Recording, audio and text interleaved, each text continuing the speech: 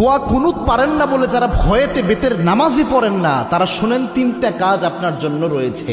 এই তিনটা কাজ করলে বেতের নামাজের পরিপূর্ণ সওয়াব আপনি পেয়ে যাবেন। সুবহানাল্লাহি বিহামদিহি। ইসলাম যে কত সহজভাবে আপনাকে সমাধান দিয়েছে কল্পনা করতে পারবেন না। এই যে বেতের নামাজে যে দোয়া কুনুতটা আমরা পড়ি, এটা কিন্তু অনেকের মুখস্থ হয় না, যার কারণে অনেক বড় দেখে অনেকে বেতের নামাজই পড়ে না যে আমি দোয়া কুনুত পারি না, আমি কি বা পড়বো। অথবা অনেকে এমন রয়েছে বেতের নামাজে দাঁড়িয়ে দোয়া কুনুতের সময় চুপ করে থাকে, একটা শব্দ করে না, এরকম আছে অনেকে। তো এরকম কোনোটাই মাধ্যমেই আপনার কিন্তু দোয়া কুনুতের যে হক এটা আদায় হচ্ছে না। এবং বেতের নামাজ এটা কিন্তু ওয়াজিব একটি নামাজ, এই নামাজকে আপনি ইচ্ছা করে ছেড়ে দিতে পারবেন না, এবং ওয়াজিব সবসময় চাইলে আপনি তরক করতে পারবেন না। এই জন্য বেতের নামাজ গুরুত্বপূর্ণ।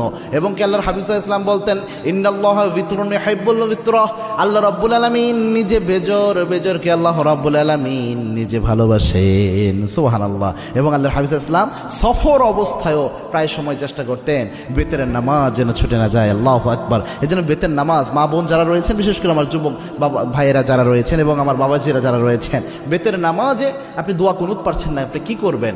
প্রথম যদি আপনি দোয়া কুনুত না পারেন তাহলে আপনি যে দোয়াটা পড়বেন, রব্বানা আতিনা ফিদ দুনিয়া হাসানাহ ওয়া ফিল আখিরাতি হাসানাহ ওয়া কিনা আযাবান নার।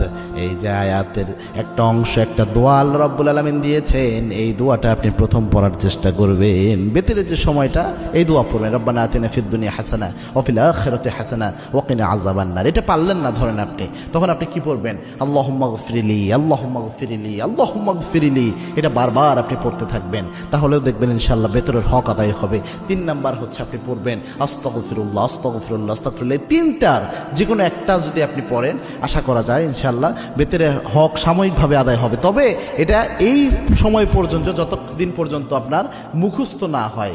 আপনি চেষ্টা করতেছেন মুখস্থ করার জন্য, পাশাপাশি এটা দিয়ে চালায়া যাবেন। এটা আপনি সারা জীবন করবেন, এটা কিন্তু হবে না। দুনিয়ার সব আপনি মুখস্থ করতে পারেন, মাথায় রাখতে পারেন, আর যেটা মৌলিক একটা বিষয় ইসলামের, এটা মাথায় রাখতে পারবেন না, এটা কিন্তু হতে পারে না। এই জন্য চেষ্টা করবেন যত দ্রুত সম্ভব কয়েকদিন রিডিং পড়েন, রাতের বেলায় ঘুমানোর আগে দোয়া কুনুতটা রিডিং পড়েন, দেখবেন ইনশাআল্লাহ আস্তে আস্তে মুখস্থ হয়ে যাবে। আল্লাহ রাব্বুল আলামিন আমাদের আমল করার তৌফিক দান করুন। আল্লাহুম্মা আমিন।